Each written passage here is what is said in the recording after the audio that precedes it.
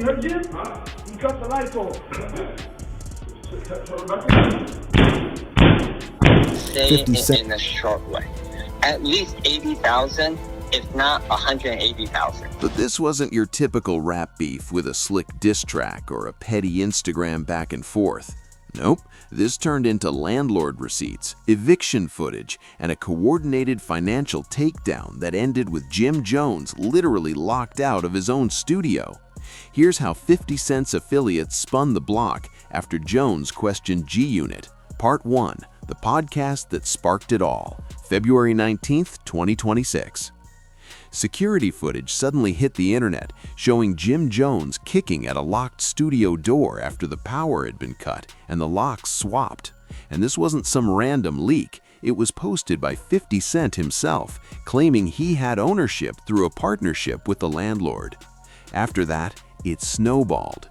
50's business associates, the landlord, and even Jones's former Dipset brother Camron joined the pylon. Eviction paperwork surfaced. Phone conversations were uploaded. Jones was publicly dragged for allegedly struggling to cover basic utilities. What started as commentary became a very public, very financial, very organized clapback, all triggered by one podcast episode 2 months earlier when Jones talked documentaries and 50 took it personally. Rewind to December 2025. Jim Jones appeared on Let's Rap About It with Mino Fabulous and Dave East. The topic, whether it's okay to make a documentary about someone without their permission. Is it acceptable for someone to create a documentary about you without your approval? How would you feel if it happened to you? The reaction wasn't subtle. Jones called the idea petty and facetious. Mino compared it to someone leaking your private tape. It's like definitely not acceptable, facetious and petty, somebody putting out your tape. They kept pressing the point, criticizing the concept of releasing unflattering footage without caring how it damages someone's image. Without your permission. And you're not an actual porno star. And they do it. The lighting wasn't good or nothing. The implication. And the timing? Hard to ignore. 50 Cent had just released Sean Combs' The Reckoning on Netflix, a documentary diving into allegations surrounding Diddy. The hosts labeled it exploitative, even calling it a mockumentary. They questioned the intention behind it, suggesting it was more about embarrassment than journalism. Trying to make you just look bad. Oh, they caught me on a bad day.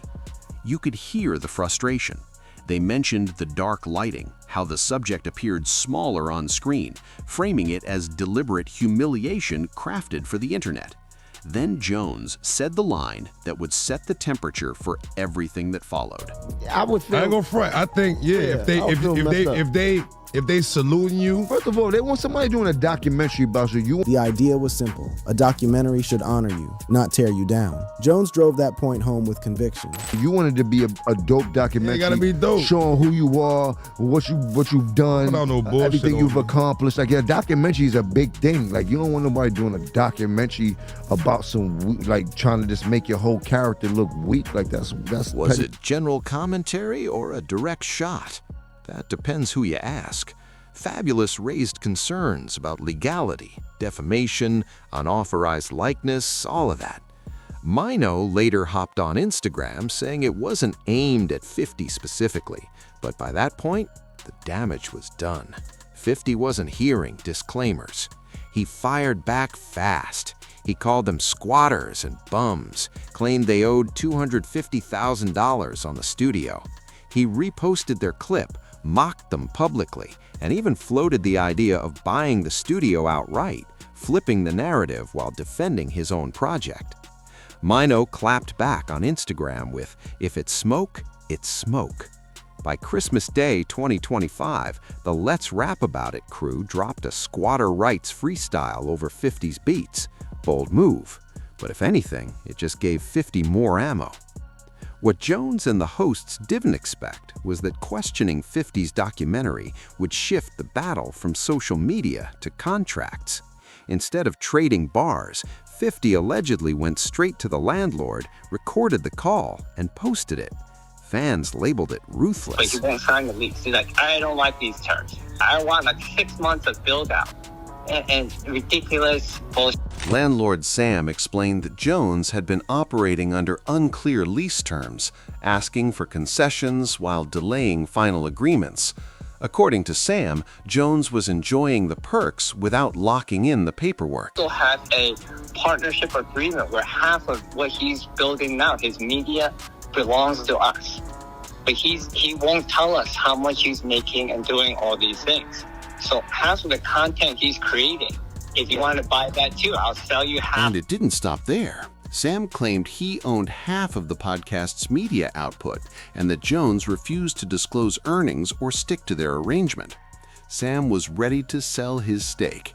And guess who stepped in as a potential buyer? 50 Cent. Suddenly, this wasn't about opinions, it was about leverage. He's like insane.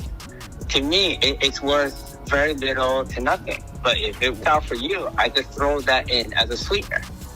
Okay, so what I'm trying to say is he signed a lease with... Then came the bombshell. Sam said Jones owed anywhere from $80,000 to possibly $180,000, with later claims pushing that number to $250,000. The irony wasn't lost on anyone. The same crew criticizing 50's ethics was now being accused of not paying their studio bills. 50 made sure the call went public, tagged it, and mocked it. The message? While you're debating morality, you can't even keep the lights on. Then 50 raised the stakes. He posted, "Sam is my partner. I own the joint. Now you're gonna fix every door you kick, or I'm gonna kick your Jimmy." Whether that ownership claim was fully verified or not, the perception was powerful. In the court of public opinion, 50 was now positioned as the landlord, and the eviction visuals were about to explode online. On February 19, 2026, he dropped it. Not a diss track, not a meme, not a caption war, security camera footage. Jones outside IFC Film Studios. Lights out, doors locked, electricity cut. He tries the handle, nothing. He circles, frustration builds. Then he kicks the door. Every second captured in sharp, unforgiving HD. He cut the lights on. You're not supposed to. You heard Jim? Huh? He cut the lights on. 50 Cent. 50 slid in with that icy caption. Pure surgical sarcasm. Damn, bro, this wouldn't happen if we was friends. Want to be friends? I don't know. Let's rap about it. LOL. And he didn't stop there. He posted the eviction paperwork too. A 15-day default that expired January 22. A 5-day termination that ran out February 17. By the time that security footage dropped on February 19, the lease was already done, over, finished. Social media went wild. Some fans called it elite-level petty genius. Others were side-eyeing the whole thing, asking how exactly 50 got access to those cameras, giving very Big Brother vibes. YouTube analysts jumped in fast, calling it the perfect blend of old-school beef, business leverage, and social media theater. 50 even gave Jones a Monday deadline. Clips kept circulating, tags everywhere. The pressure didn't let up. This wasn't a one-off embarrassment. It felt coordinated. The comments were ruthless. Super thug grandpa can't even kick a door. Lobby boys. These rap dudes don't get money like they say. And Jim Jones? No press run, no diss record, no dramatic live stream.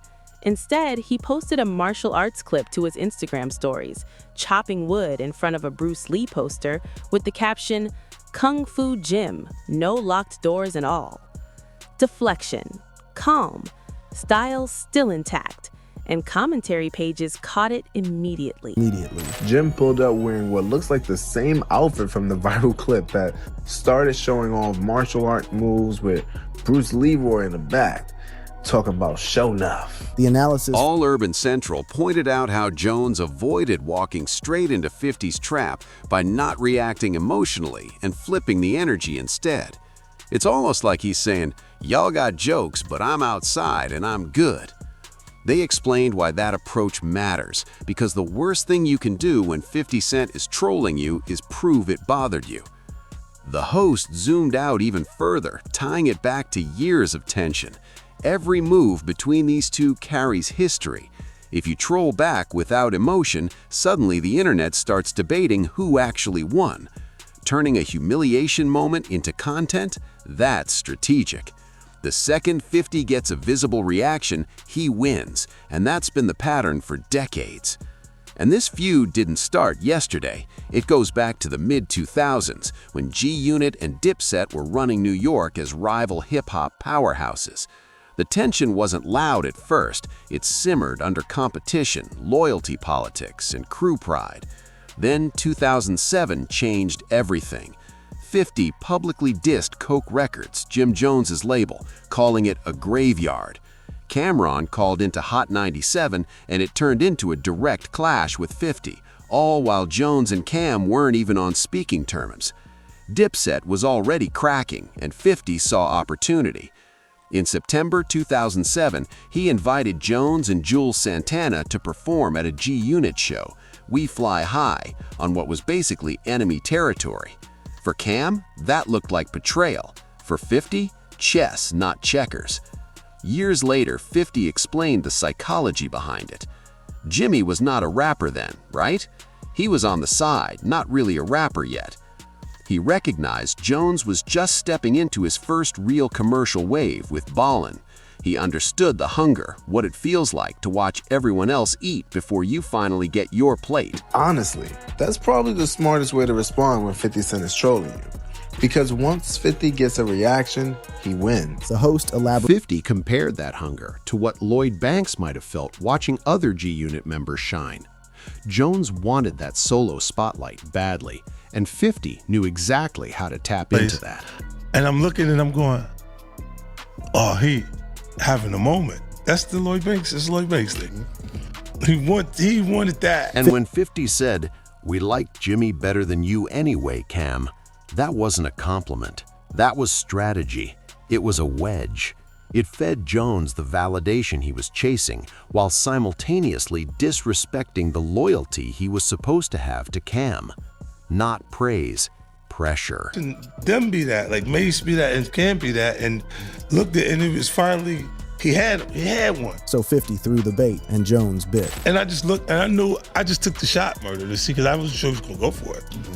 But I was like, we like Jimmy better than you anyway, Cam. 50 watched Jones lean into the praise, clocked the ambition, noticed the willingness to cross a line Cam would never forgive, and he played it perfectly. That 2007 moment didn't fade away. It set the tone for the next 2 decades: provoke, exploit, retaliate.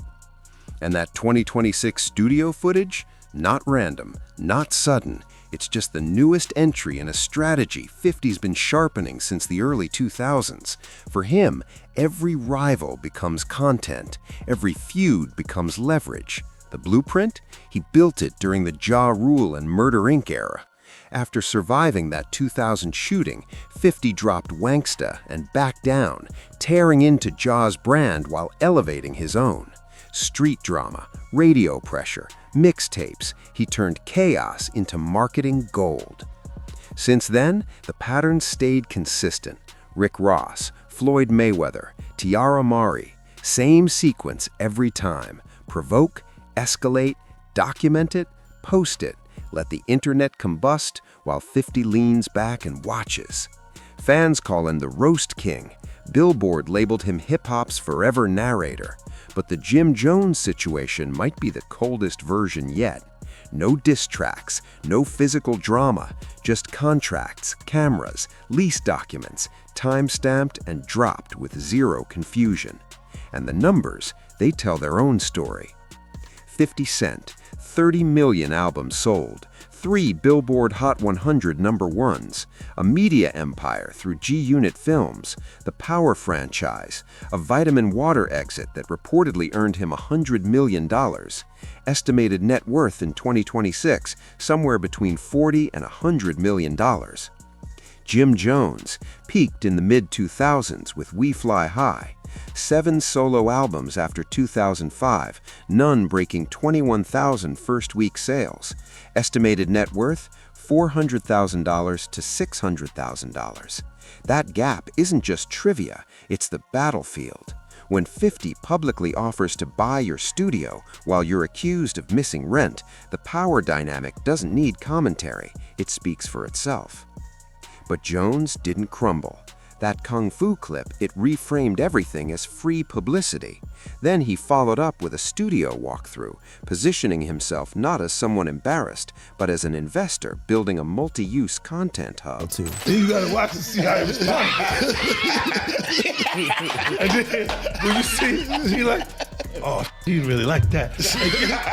Give me this, get me Jimmy. 50 watched. That opening line grabbed attention without flinching, flipping the role from target to entertainer. You're off at the top of your Explorer. Are you not entertained? He spotlighted young creatives still working inside the space, emphasizing opportunity over luxury. At least for those opportunities, they still be working. He is still in the midst of construction. He addressed the cold directly, something 50 and Cam had joked about, and spun it into a narrative of growth. Own the flaw, redirect the energy, keep moving. Everybody want to put my business in the street. Might as well talk to you about my business. Right now, I am in the second phase of construction. Jones walked through raw, unfinished spaces inside the building, showing boutiques, barbershops, and studios still being built out, framing the chaos as active progress rather than evidence of failure. But in my mind, I was thinking of building like a little mart, but we'll see how that goes. Hold up though. Show you what we're doing. I'm building a multi-purpose content creation facility. For media, fashion, music, and broadcast. He pointed to Jones framed the space as community-driven, built for creators who don't have access to polished studios. What I'm trying to say is, I've been happy to be able to invest in myself and something that I know is going to help a lot of other people. I'm not building this facility for myself. Jones framed. And he wrapped it with a line that summed up his stance toward 50's campaign. Deny the damage, embrace the spotlight. I appreciate the promo. I love free promo. I ain't gonna miss a beat. Was that enough? That's debatable. Reports say Jones wired over $200,000 to the landlord to settle things, but by then, the footage had already circled the globe. And 50? He kept posting. Cam added fuel too, mocking Jones' finances and even offering to send money for heat. Jones fired back, calling Cam soft and freaky, widening the battlefield again. As of February 21, 2026, there are no confirmed lawsuits, just a social media wildfire still burning. All Urban Central left viewers with one lingering question. That's why I invested in myself, but I'm building a facility for all creators. And So now the question is, did 50 Cent really expose Jim Jones, or did Jim Jones just turn 50 Cent's troll into viral content? Don't forget to drop in the comments who you guys think took this round, 50 Cent or Jim. So what's the real answer? In a rivalry pushing 20 years with no clear ending, maybe both sides claim wins. But there's one undeniable detail in 2026. Only one of them says he owns the building. Thanks for watching. Tap the boxes on screen to jump into more stories like this.